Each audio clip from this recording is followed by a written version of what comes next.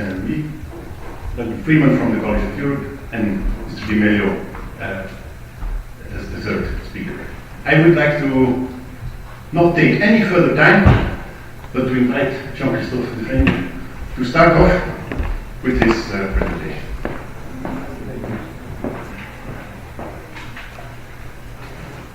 Well, the idea is to look at all the BRI could generate some economic integration of the Eurasian continent and how that could affect the global trading system. It's a task which is impossible to do because it needs to answer a few questions.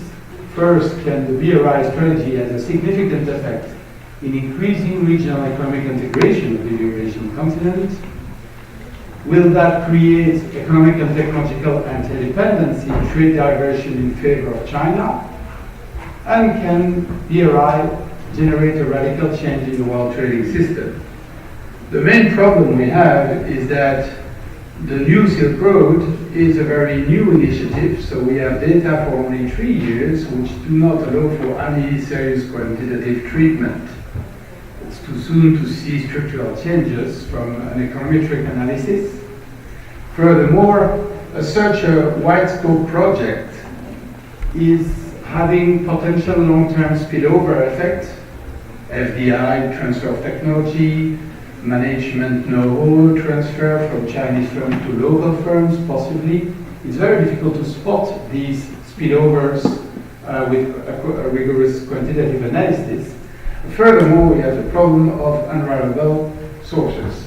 I mean, we don't have real figures that are consistent throughout the different declarations of the Chinese institution, and even the international think tanks and institutions and universities are making guess, but we don't have actually very precise figure of the amount of investment that can be truly qualified as BRI and that has been effectively spent, not planned, by the Chinese actors. So what can we see if we have so few data? I'll try first to put the context of the BRI.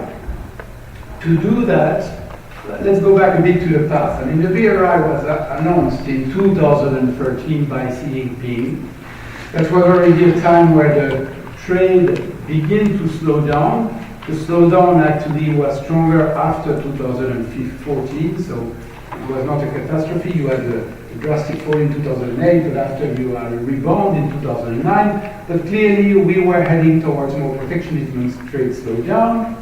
At the multilateral level, even before the 2008 crisis, you had a stalemate. The Doha Development Agenda launched in 2001 at the WTO did not work, and notably India, Brazil, and back in the background China, clearly resisted some of the demands of liberalization by the US and Europe, notably the so-called Singapore issues, that were never accepted by the big emerging economies. Now Russia would join the group.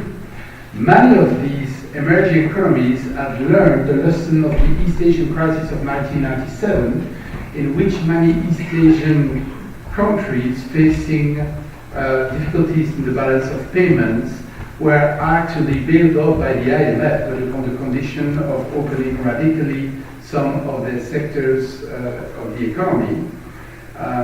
Clearly, India, Brazil, and China, because of the international conjuncture, the rising price, the rising commodity price in the international market, the fact that they begin to have more export also of manufactured product, made that these countries actually were in a very good situation to resist the Western demand.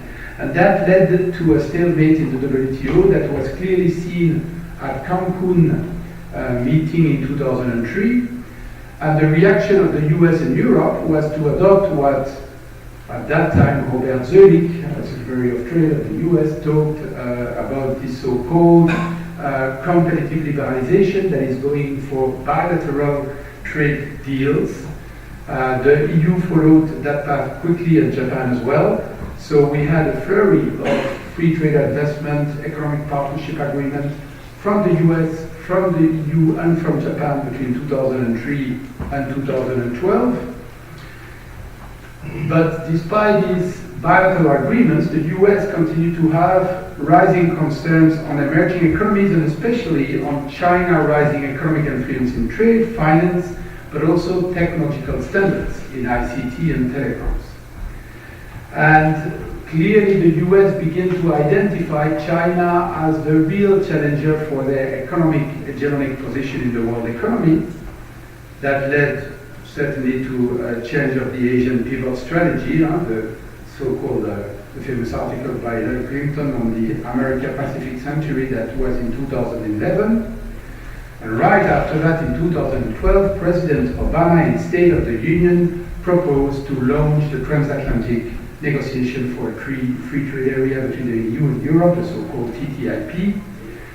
They also pressured Japan after having the agreement of the EU. The US pressured Japan into entering the TPP negotiation that Japan has not really joined so far.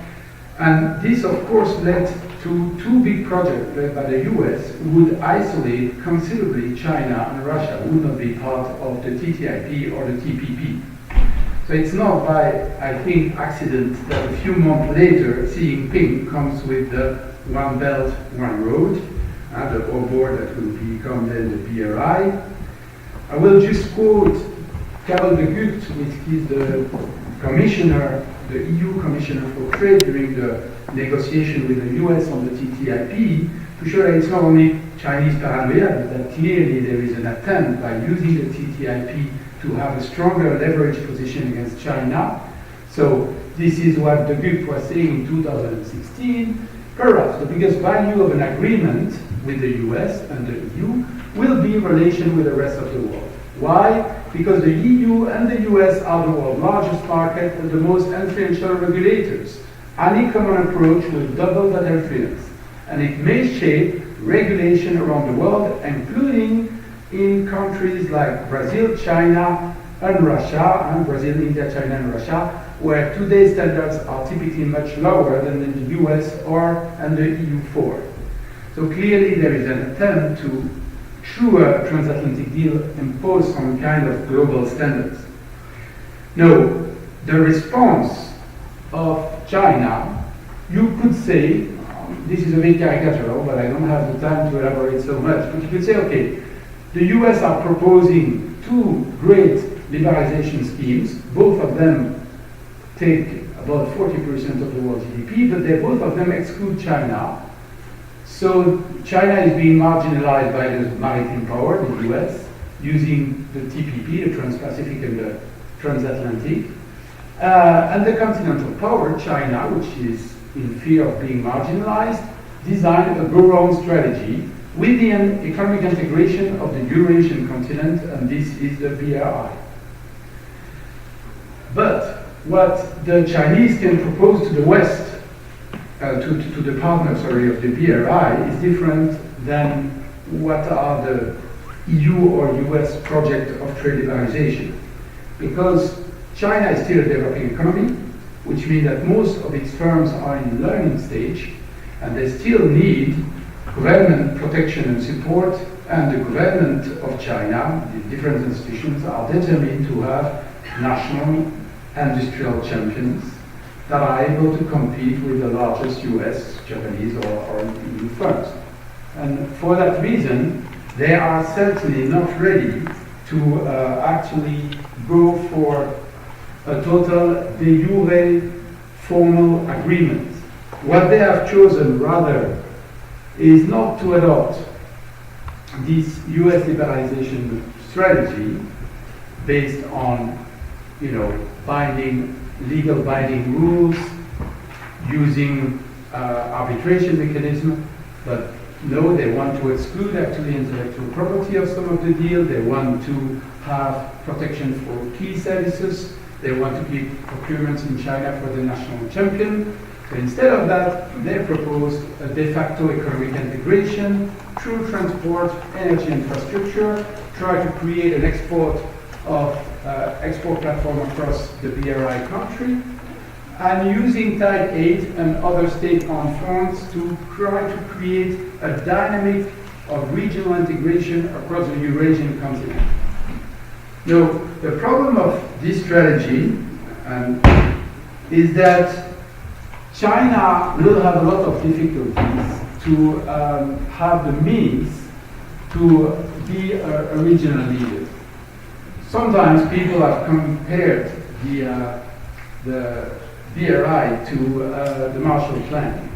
I don't have the time here to elaborate because I put too much slide and I'm sorry for that. But if one makes calculation regarding the amount of the Marshall Plan compared to the spent by the US authority in Europe from 47 to 52, and we look at the BRI project, this is simple arithmetic, so I'm sorry I'm going a bit fast, but I'm just going to look here. This is the evolution of GDP for the BRI country that you can see here. So the BRI country combined together and China, together both of them are bigger than either the US or the EU, not both of them. It accounts to 20% of the world GDP this year, according to the IMF statistics. And the amount is therefore 12 trillions of dollars. What is the amount that is pledged by the government of China? You could say, okay, there are figures talking about 1 trillion over decades. We can say that according to studies by American think tank, 340 billions were effectively spent in project of the BRI these last 4 years. And one of the figures which is often stated by the Center of Strategic Studies is that the BRI will have 2 trillion to spend until the mid-2030s. 2 trillion, but if you divide that on a 20-year period for 65 countries, that amounts to an amount. The stock of GDP for the BRI country is 474 trillions. So BRI investment amounts to an annual average of 0.42% of GDP. The Marshall Plan was 4%. When the EU organized the accession of the enlargement in the year 1990s until 2004, or the investment of Ireland to help Ireland modernize its infrastructure in transport and export platform to integrate better Ireland with the EU, in terms of structural funds, Ireland received for decades 4% of its GDP. That is per year 10 times more per country than BRI. So BRI is not actually such a game changer as, let's say, the enlargement aid accession of the EU in Eastern Europe or the Marshall Plan, far from that. It's like, I will conclude by showing that even if you look at other transformations that existed in the past, could I have 2 minutes? Okay. I think one of the inspiration of BRI, because if you look at it in terms of industrial and trade policy, the Chinese are always looking at other examples of countries trying to catch up, and they really took a lot from the Japanese and South Korean experience. We've seen in the 1980s Japan making something which has many analogies with the BRI.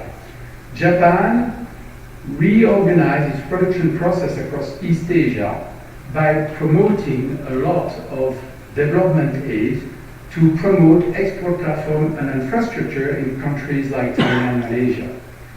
And of course, they use tied aid, like the Chinese, to create export platform, infrastructure of transport, so that Japanese companies could actually use these countries as export platform to avoid the raising wage in Japan, the appreciation of the currency in Japan, and the trade friction that Japan faced with the West to be, bypassed using Thailand or Malaysia as an export platform. So it bears many similarities. But doing big development projects, like the Japanese did in Bangkok, in Thailand in 1987, right away you could see, even after 3 years, major change in the export structure of Thailand. Just showing here the export structure of Thailand in 86, that is before the Japanese development plan, and in 1990, you can see in blue the electronic exports being sensibly removed, and also the footwear and textile, which are two main manufactured exports. If I'm looking at one of the countries who received the most BRI, and I know this is going fast, and in my paper I will probably much more elaborate on that. But let us look at Pakistan. Pakistan received 60 billion from the BRI project. It's one of the most important beneficiaries of the BRI project. 60 billion in 4 years. So what can we see in the last 4 years about the development of Pakistan trade? First, the exports, the exports are actually going down and the imports continue to go up, so the trade deficit of Pakistan continue to widen. This is not totally different from the evolution of Thailand. Second, if we look at the specialization of Pakistan before the Belt Road Initiative and after, I'm not saying these are the effect of the BRI, but I'm saying that the BRI has not made a very big significant change. You see that this is the textile, it increased a bit, but do not forget that in 2014 and 15, the price of raw material is going down, therefore naturally decreasing this part just by market price evolution. So we cannot see, in the case of Pakistan, one of the biggest beneficiaries, a major transformation in the export pattern, the way we could see it in the experience of the Japanese project in Thailand. These are just things that I'm trying to show you to put back in perspective BRI, to show that although the amounts can be very impressive when you actually narrow down country per country and you compare to past experience, the BRI project is not exceptional. It's actually smaller than some other projects that were similar by other more advanced technological economic power like the US or Japan. Thank you for your attention. Thank you very much, Jean-Christophe. I think the really interesting part of this are two aspects here. The search for what is an equivalent case of, and the comparison with EU Enlargement Fund aid and the Marshall Fund is really illustrative to put it into a comparative perspective, although you are prudent in your conclusions, of course. And I think then also in your introduction, your observations about institutional choice, why did they not go for an FTA, is really interesting. And you said, no, ISDS, let's not touch it. TRIPS, let's not touch it. Services, no, let's not touch it, because we do not want to commit to legally binding things. I think that's, for a political scientist like myself, this type of institutional choice argument you're making there has not been made very prominently so far in the literature, so I think that's also a route to be explored. Now, Duncan Freeman, very curious to hear your contribution, because you're going to go into the question of, is there a strategy to absorb overcapacity or not? Please. Okay, well, yeah, you put the question very simply and very well. A bit like Jean-Christophe, what I really try to do is to give a bit of context and perspective on this idea that, which you see repeated in a lot of analysis, certainly outside China, that one of the purposes of the BRI is to deal with China's domestic overcapacity problem, specifically and particularly because, of course, a lot of what we talk about in the BRI is construction, infrastructure, and so on. And so the idea is that construction of roads, railways, and whatever it may be, port facilities, uses up steel and cement, which China has in vast abundance and in great, considerable overcapacity.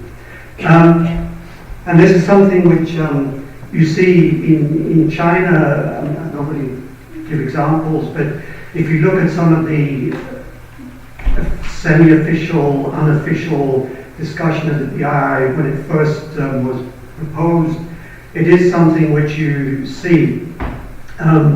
This idea of support for the idea from academics and articles, even for instance in the People's Daily, that yeah, this is a good idea. Overcapacity can be absorbed by this BRI project. More recently, what you see, in fact, in China is quite a lot of academic discussion and commentary on this, saying that in fact the BRI has got nothing to do with overcapacity and cannot solve the overcapacity problem. And as far as I know, I'm willing to be corrected. I've not seen any official policy document from the Chinese government which actually proposes or supports this idea. Yeah, that's just by way of introduction to what I'm talking about. So basically, to preview the conclusion, which is right up there, I look at the steel and cement sectors, and I argue that overcapacity in itself is not a policy goal of the BRI. And secondly, I argue that even if it was a policy goal of the BRI, it cannot solve or will not solve the domestic overcapacity problems. And this has, to some extent, a global significance, of course, because these are globally important industries, particularly in the case of steel, where in global governance terms, China has been subject to a lot of anti-dumping actions or other actions related to steel, either by the EU or the US. There is now a global body on excess steel capacity, which is a forum which is intended to deal with this problem. So in global governance, it is a significant problem, or at least the steel problem is a significant problem. Although I would argue that in fact the real driver of what is happening in these sectors in China is domestic policy to deal with overcapacity problems rather than global governance or the Belt and Road. Simply to reiterate, overcapacity certainly drives exports from China in some sectors, but it is not really related to the Belt and Road. But what overcapacity or the Belt and Road may provide actually is an incentive for Chinese producers in these sectors or even in other sectors to invest outside of China in countries which are partners in the Belt and Road, rather than necessarily exporting to them because of the demand created by the Belt and Road. A related concept which you do find in a lot of the Chinese literature and policy related to the Belt and Road is this rather opaque idea of production capacity cooperation, which really refers to the idea that there can be shifts in production capacity through what is this idea of cooperation. But of course, simply shifting production capacity from China to other parts of the world doesn't necessarily resolve a global overcapacity problem in sectors like the steel sector. And it's really not clear that what is the substance of this policy from China. In the end, all it seems to be is about outward investment rather than having any really substantive content. And evidence of that, I would suggest, is that if you look at the Ministry of Commerce website in China, it has a section of statistics which it calls production capacity cooperation, and the statistics are exactly the same as the figures for outward investment. There's no difference.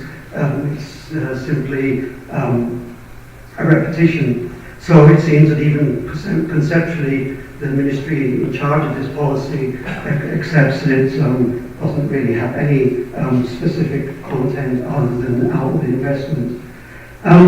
So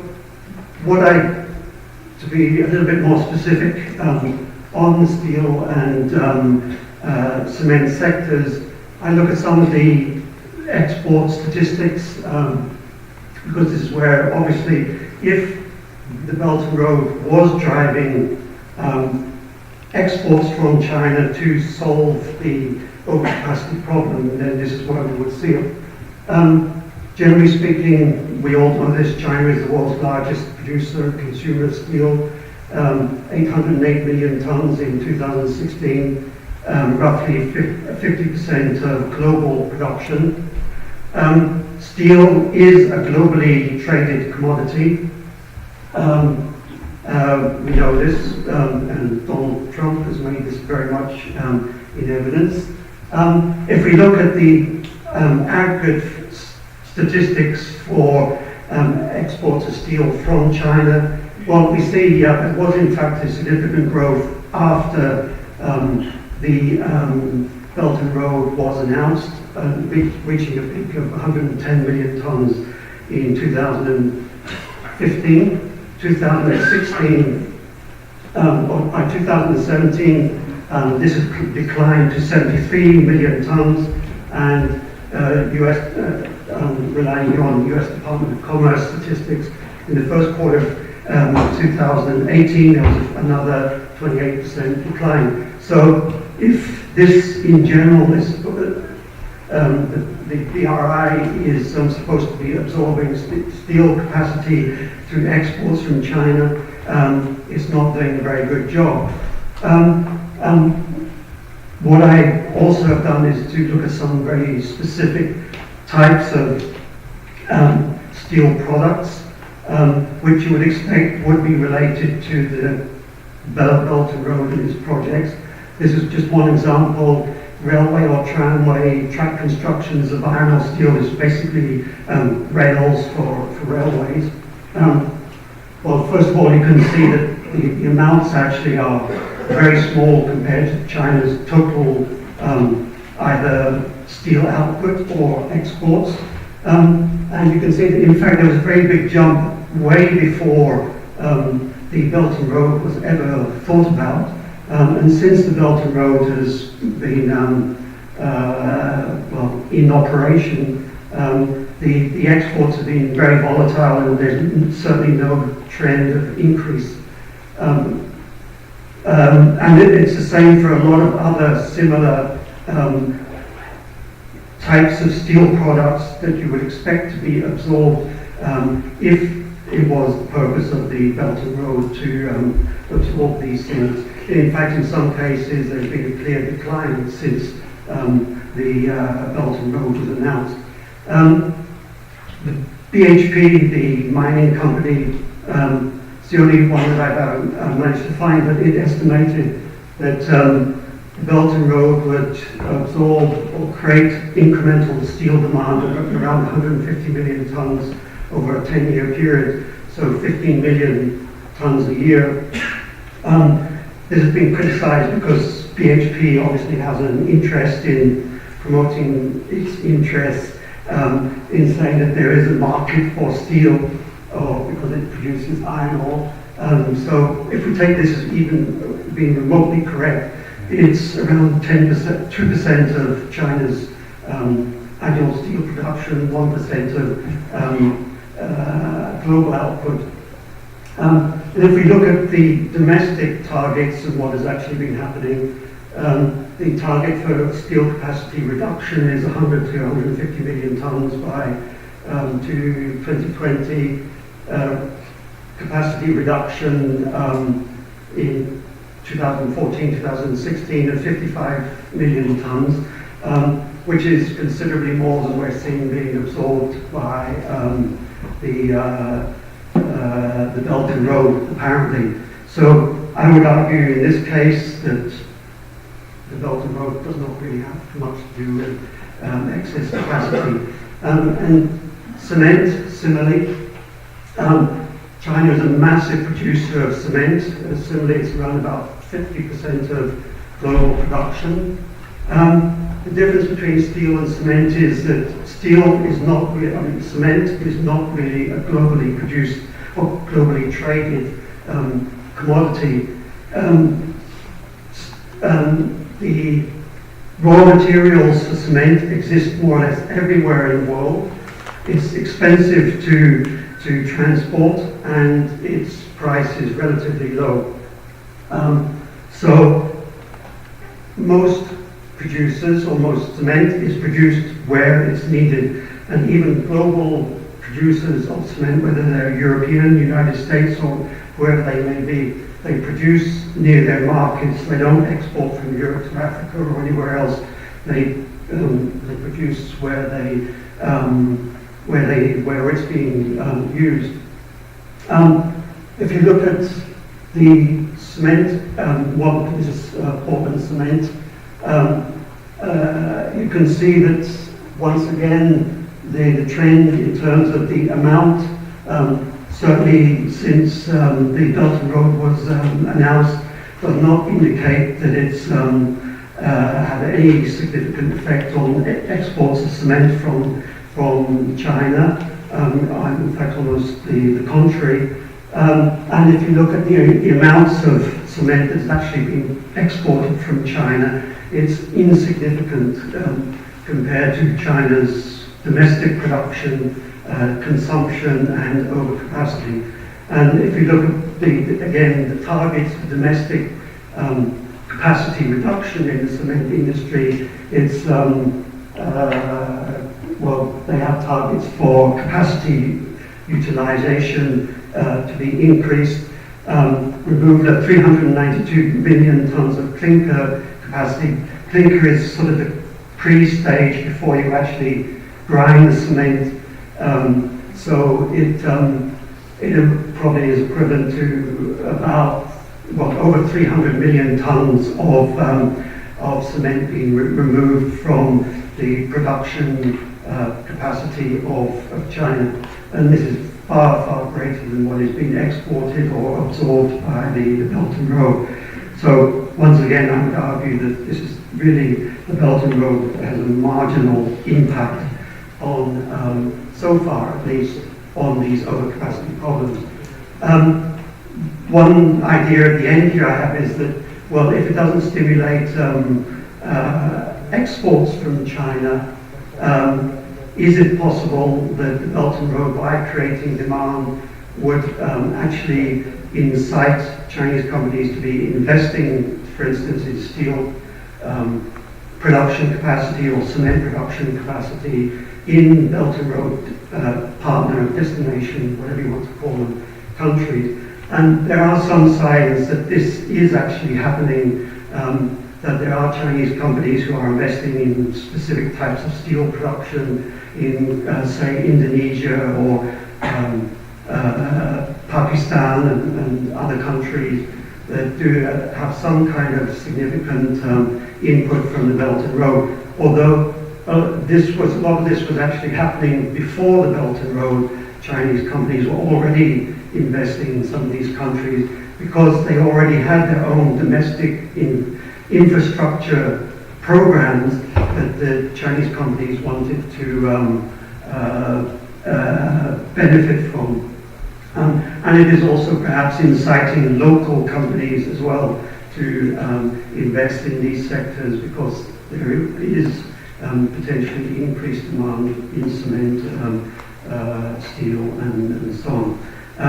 So I know I'm probably already hitting my limit, so I will finish and leave the conclusions to you. Thank you. Thank you very much. A very interesting thought experiment on whether we can actually gauge intentionality of policymakers here on wanting to do this, or whether there is actually an effect of absorption, which might be even conceptually two different things. And then, of course, the question is, well, a first look in a couple of sectors, does it already tell us something? Steel, clearly, cement not being very traded, so maybe others, an expansion of that type of analysis to other sectors would be super useful, right? Electronics, machinery, toys, maybe there this is an effect. And then the other one is, maybe the intention is to capture markets in the future and to kill the competition and to just wait until a couple of international competitors take over. But that is, of course, a kind of big stretch, a difficult type of thing to empirically research, and you have to do a lot of theory assumptions. So I really enjoyed the thought experiment in the limited way you set it up. Now, we're there for Mr. Di Meglio from the Asia Center at Sciences Po in Paris. And he's going to talk about the last part of the reflections of the former speaker, which is the investment part. What about capital exports and the incentives there? Please, Mr. Liman. Thank you very much, and a lot of thanks to my good friends who spoke just before me, because as was mentioned by the chairman, I hope that we make that very complimentary. Yes, the title is about internationalization of the Chinese currency. Actually, Belt and Road, as you now understood very well, in case you didn't know before, started in 2013, and I'm old enough, to keep speaking about the internationalization of renminbi for more than 10 years. And I think if I want to keep this as a lease for life, I can. It's been an ongoing thing, actually. When I just started, probably around 2005, 2008, we were betting that internationalization of renminbi, if we were listening to what was said in China, would happen by 2020, 2025. And the point I will be making during this very short presentation is that we are not really progressing. We have heard lots of numbers so far, and we have heard lots of figures, trade, import, exports. Not one single number, if you listen correctly, I tried to do, was in renminbi. Everything was in dollars. Everything was in euro or in dollars. And if we had used renminbi, I think a big part of the audience, including the Chinese part of the audience, would have mentally converted the amounts into, I would say, real money. Sorry. What is internationalization of renminbi about? Yes, you said very rightly, capital flows. It is true, and I will touch upon this point.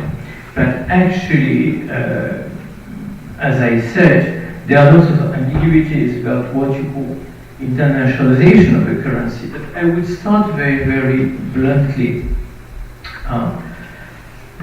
As a joke, I called it, two ambiguities, one system in reference to equal Yangzhi, one country, two systems. If you go to Hong Kong, equal Yangzhi, which currency would you expect to use? Equal Yangzhi.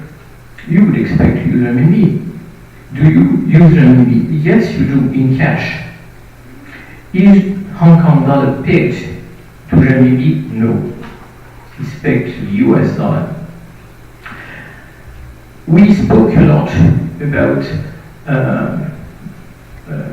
commodities, exchange, trade, and I would just like to remind you a few figures, important figures and big figures. We know China's GDP is the second in the world. It's about 12 trillion US.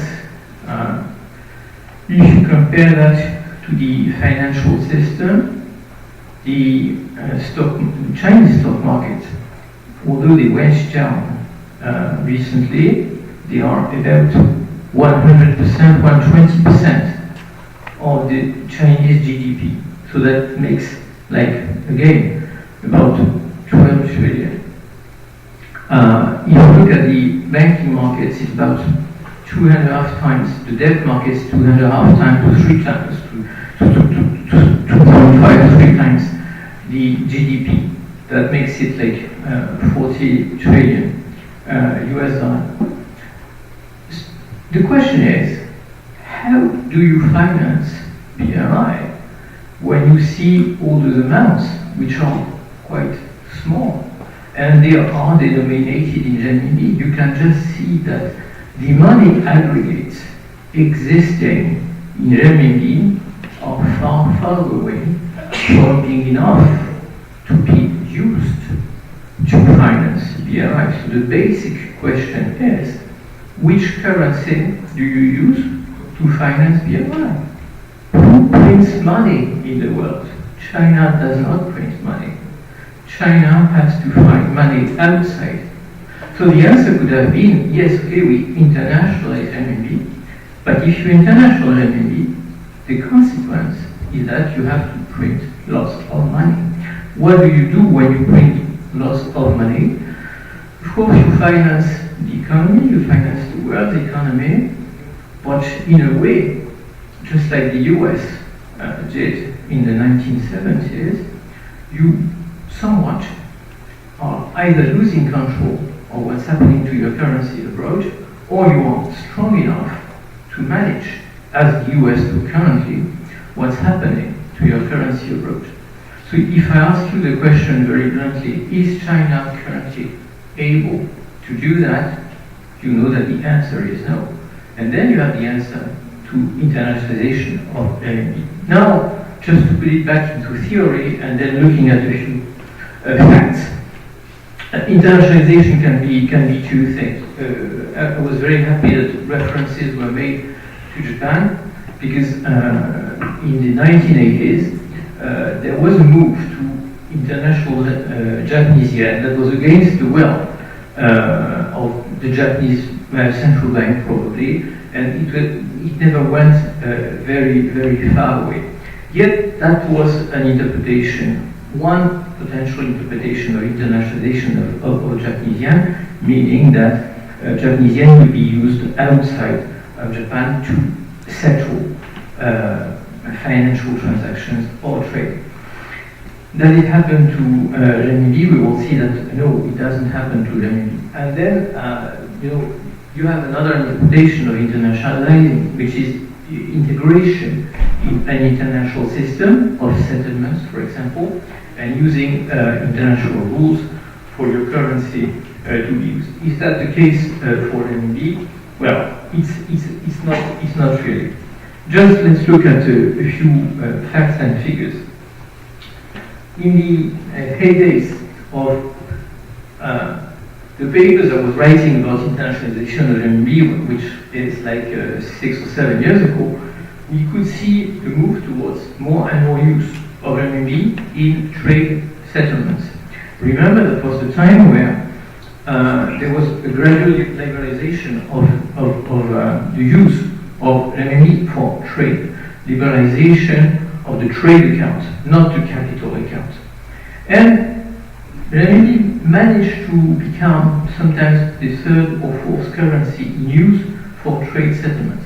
As you can see here in the graphs, I'm using the graph from Natixis, my good friend Alicia Guerrero, who's sometimes in Brussels as well, with Bruegel Institute, and her statistics are based on Chinese statistics, but also revamped by her own associates, so I rely by those statistics very quietly. You can see a decrease. I won't go into explaining the detail of the graph, but you can see that both in amounts and in percentage, the settlements in renminbi are going down. And in terms of international flows, you can see also something which is quite interesting, and I asked you to look at the graph on the right side, which is a correlation between the decrease of the value of renminbi and the decrease of the value of renminbi. It's the top graph on the right. Renminbi, of course, the number goes up because you need more renminbi to settle in US dollars. That means that renminbi weakens. And you can see that actually the foreign direct investments from China are also going down exactly at the same moment. So, of course, there is a very strong correlation between the confidence that the Chinese authorities probably have in going out and internationalize renminbi and the strength of the renminbi against what? Against US dollar, which tends to confirm my initial theory, which is, yes, US dollar still is, I would say, the dominant currency, as we all know, and is not about to lose this position. There are two interesting moves, which I would call Western friendly, and we all thought that those steps were also pointing towards more internationalization of RMB. Of course, Mrs. Lagarde and her associates kindly accepted that a non-convertible currency be integrated in the SDR, and that was 3 years ago, and it worked. You do have some countries which hold reserves in RMB, but that does not RMB international make. It did not really have a big outcome. Of course, that was the price to pay for China to be a bigger investor in the IMF, but that did not change the position of RMB. The second item, which was more a matter of faith for China than anything else, was integration into the big stock market indexes. And there were several announcements in the last 2, 3, 5 years, but it only happened last year. The Morgan Stanley index finally integrated the Chinese currency and the Chinese stock markets into the basket.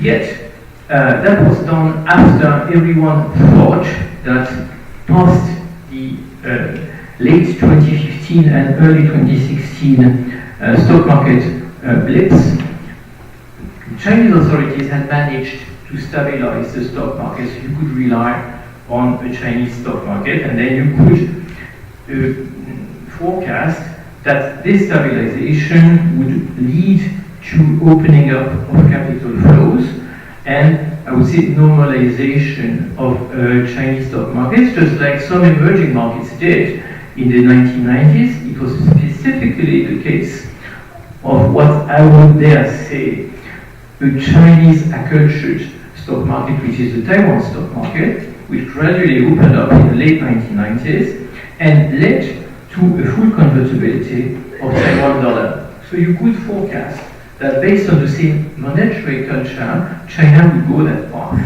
It did not really happen.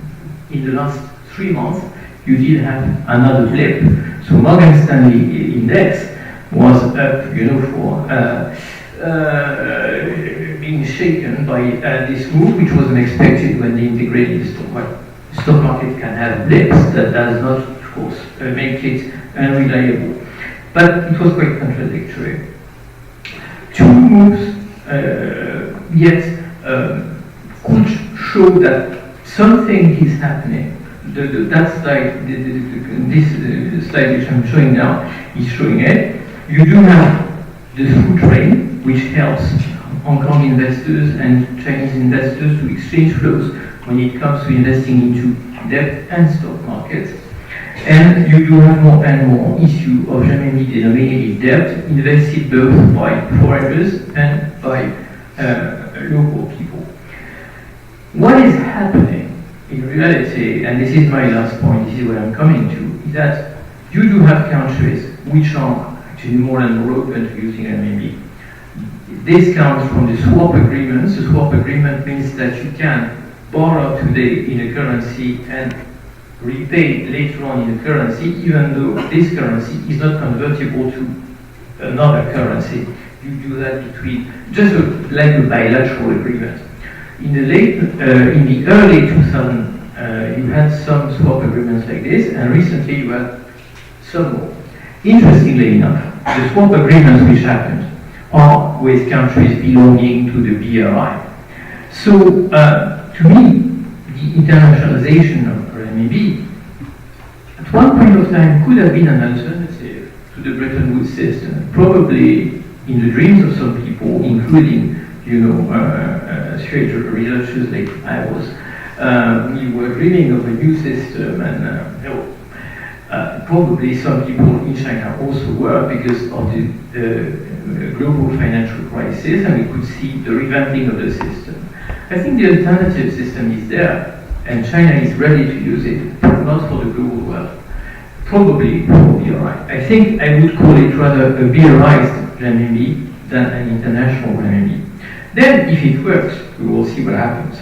But yet, there are, of course, explanations I gave you. There are obstacles, and the obstacle is what was also mentioned several times before, the cost-benefit analysis. I think there is more cost in losing part of sovereignty than benefits in having big face and saying my currency is international, or having some influential power on monetary flow. So I would be very cautious as of today to speak about internationalization or MME. There are many aspects that I didn't tackle on, including what's happening at the Chinese Central Bank, People's Bank of China. I think there are lots of arguments. We can go further in details. When I finally write the paper, I will probably do it. There is one real opportunity that I think China is not ready to take it yet, which is settling transactions whichever country is under embargo, thanks to President Trump,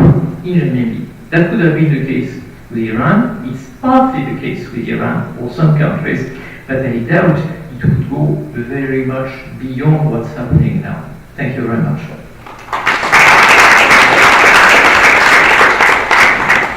Thank you so much for this fascinating note of caution on making generalization about internationalization of currencies. I think that was extremely thought-provoking for us.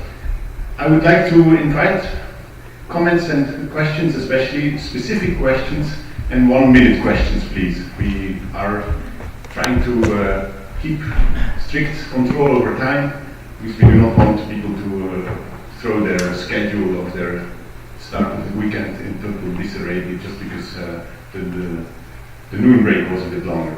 So please, clear, short questions for one or several of the panelists.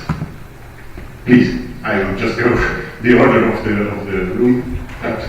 Okay, Sam van Lomme from University of Colorado Denver. I want to address my question to Professor Dr. Duncan Freeman. I think the original argument is that the Chinese economy is slowing down, and so overcapacity, if you define it in the sense of products and services combined, is leaving the country to go somewhere else.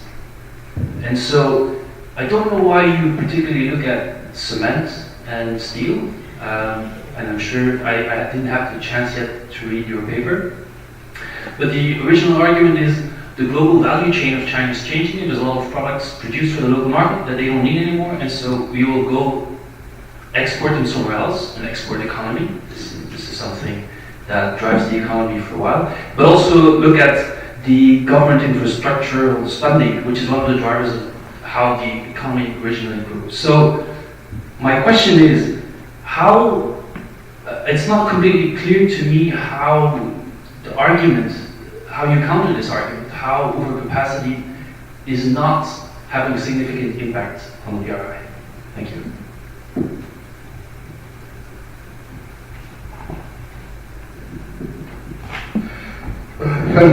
Evgeny Schwartz, Double of Russia Director of International Policy. The same, my question is to Professor Freeman. No question, comment. It seems to me that I'm agreeing with previous person that it is not totally correct to speak about cement and steel industry. For me, when we're speaking about export of overcapacities, it means first of all export of most dirty, old-fashioned, and sometimes even officially prohibited technologies inside China, like partisan gold mining with use of mercury on the rivers. One example. Second example, maybe most globally important, is China large hydro dam developers. China just don't have rivers, but large state-owned companies would like to continue to survive, and they try to export their capacity outside. And if we look to the international tenders or lobbies, the major player to develop the large hydro dams is China-owned companies. And do you have a question, please? Because I think this overlaps with the first question. Yeah, and the last point is brown coal power generation. Because what we are able to see, China would like to decline share of brown coal in power generation inside country, but it is profitable to export technology and just buy clean electric energy. Thank you. The next row. Thank you very much. My name is Ryuji Seko from Hitotsubashi University, Japan. My question goes to Professor De Vrij. It was really interesting here when you compare BRI and Marshall Plan. And my question is, what do you think about what is the aim of BRI? Because Marshall Plan had explicit aim, like to prevent USSR, and it's like a communism. So how about BRI? Is China wants to challenge current world economic order? Or I want to hear your opinion. Thank you. In the very back. My name is Kyle Ibrahim from KDI School of Public Policy, Oman. My question is to the last speaker. He spoke about China currency internationalization. In 2011, we found that China actually exchanged a currency with Japanese yen. And lately, as a current development, China also have a kind of currency swap with Nigeria. And not to forget to mention also is the UAE swap, Chinese UAE currency swap. So I want to know the implication of this on the international global perspective and how the global actors are seeing this kind of move. In the very back, yes. Thank you. Rudolf from the European External Series. Question about overcapacity. Just it is true that this was in the narrative about justification of Belt and Road Initiative, etc. But why you presented another way to look at that. And then what would you know why then this has been part of the narrative if this is not true? Okay, I have a question here in the front. You will have to do a little walk. Just thank you very much. There? Yes, there. On the right side. Thank you. I'm really sorry to take the floor again here, but I'm interested to know a little bit more about when you are speaking about the Belt and Road Initiative and overcapacity with regards to steel and cement. Because it's not really export of these products, which I believe is part of the construction of the infrastructure. They are actually building these roads and railroads, etc., with a view of course, maybe using their own laborers as well as raw materials, but not really like export in international trade perspective. A second question is for the use of Chinese currency internationally. I understand that in January 2018, the People's Bank of China issued a notice on further improving RMB cross-border settlement policy and expediting the convenience of investment and trade as a tool for actually cross-border investment and trade, not only in the Belt and Road perhaps, but also larger with the other regional context. Thank you. Okay, thank you very much. I think we can now do a first round of responses. Well, since I seem to have got most of the reaction, I'll go first. Well, I think why steel and cement, because that's the thing which generally outside of China everybody talks about when they talk about the Belt and Road and overcapacity and absorptions of overcapacity. And logically, if this is to be true, the only way that it could be actually done is by exporting from China, simply shifting the capacity from China to outside of China, at least on the global level, does not solve the overcapacity problem. So this is the interpretation which certainly outside of China is very often given, although it can be broadened and into other sectors, for instance, like construction and machinery, for instance, when the Belt and Road creates demand for Chinese companies exporting construction machinery. There's not actually a lot of sign of that either. A lot of the other issues which are related to overcapacity, I think we have to remember what the Belt and Road may be and what it is not, and what existed before the Belt and Road and what has taken place after supposedly the Belt and Road existed. And a lot of these problems and a lot of the policies related to overcapacity and investment outside China, or dealing with outward investment policies existed before the Belt and Road was ever thought about. So, for instance, your question about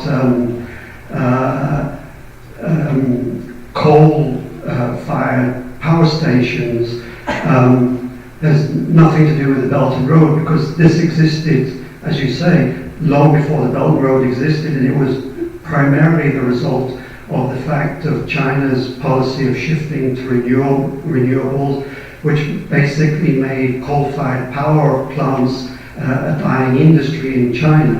And so there were particularly a number of large state-owned enterprises which were producing coal-fired power stations, had to find somewhere to go with their capacity, and they started trying to export. But this has nothing specifically to do with the Belt and Road, although some are now kind of in the Belt and Road. This existed well before the Belt and Road. So when I talk about steel and cement, it's because this is the core of what the Belt and Road supposedly means, and this is where the focus very often is. But it is, the problems of overcapacity and China's need to be outside, go abroad for multiple reasons is much broader than that.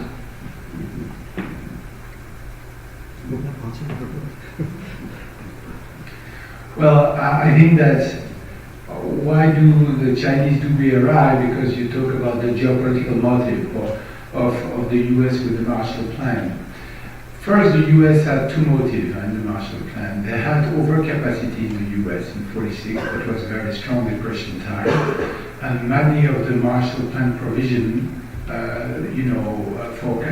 were about transfer of technology and transfer of American machine tool, and the US economy had to shift for war to a peace economy, and that was very useful. Second, of course, was the aim to rebuild an industrial base in Europe quickly to face Soviet Union threat, but also to improve standards of living of Western European workers to avoid the contagion of Communist Party in Western Europe, notably in France and Italy. So I think these were, especially after the Greek Civil War, so I think these are the reasons. If you look at One Belt One Road today and BRI, I think first it's a response to the US threat of marginalizing China through TPP and TTIP. By trying to create US-induced and to a lesser extent European-induced global technical standards, the Chinese thought they were being excluded.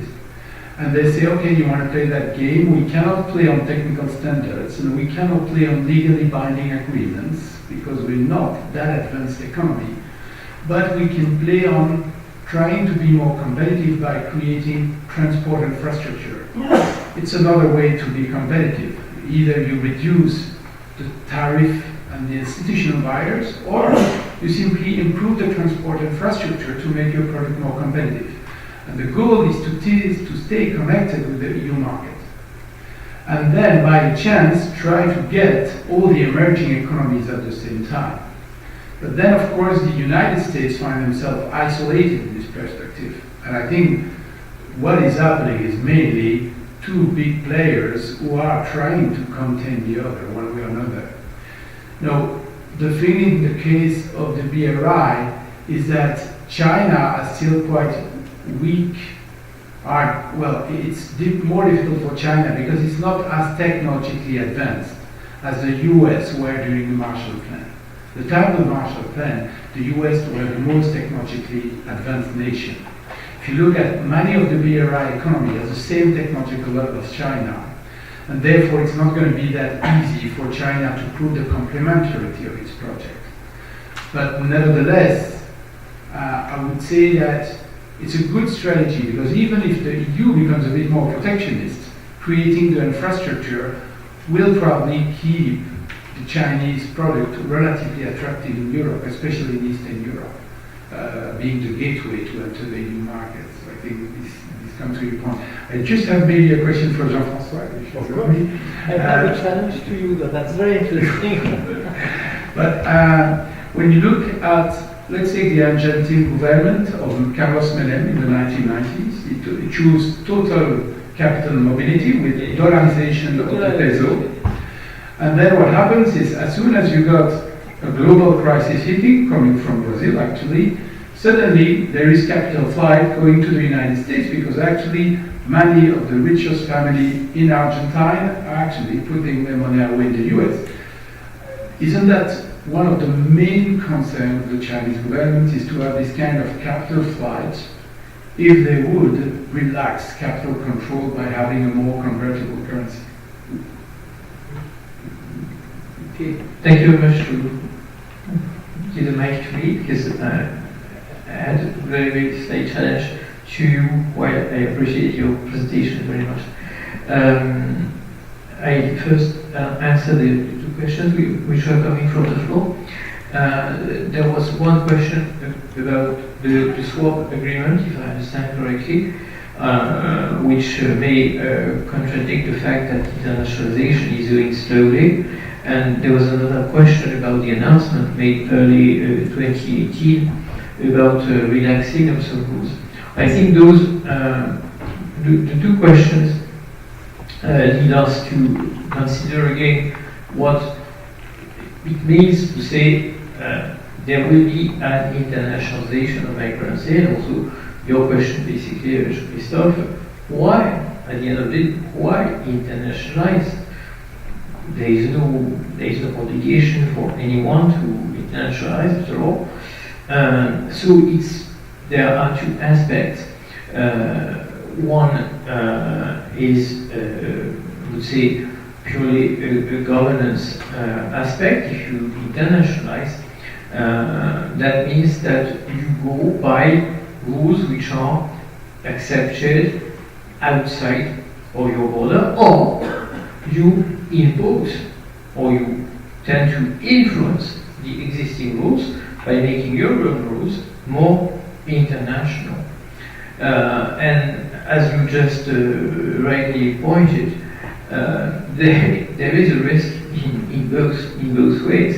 If you internationalize too much, you face the risk which was faced by Japan in the 1985-1990, and actually the Central Bank of Japan, BOJ, resisted very much and only internationalized so much against the pressure of the US, who wanted the Japanese yen to be internationalized.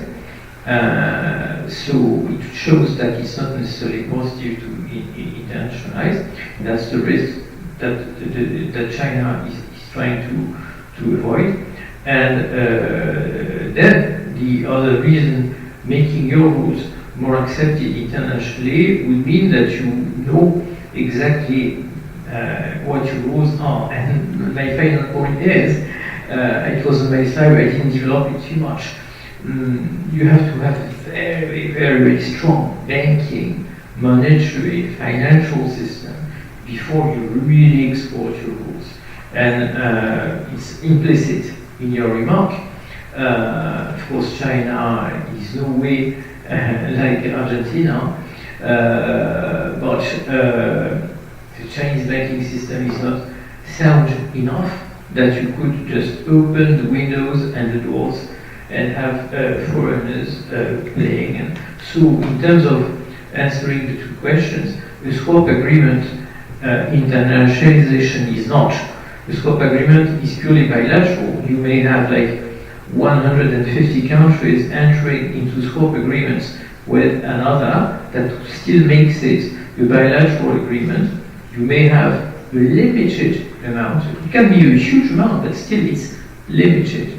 You do not give the third party the right to print your money, which is exactly what happened to Europe when Europe started to import oil paid in dollars. Where was this dollar printed? It was printed in Europe. And you don't want countries to print RMB. So you enter swap agreements, which means that you manage exactly the amount of RMB which will be exchanged with another party. Is bilateral. In terms of the announcements which were made early 2018, they are to put back into the context of my last point, or last but one point, about the trade disputes. China has not yet adopted a theory about how to answer the trade war. First of all, we don't know exactly what this trade war is about. Is it partly bluff? Is it partly true? How far can the bluff go? How far can the real war go? So you have to relax sometimes. So what you refer to was a relaxing time. And if you look at the announcements, like 2-3 weeks after, there were announcements about making the control on outflows from China more stringent, and this is exactly by the time when renminbi went down against US dollar.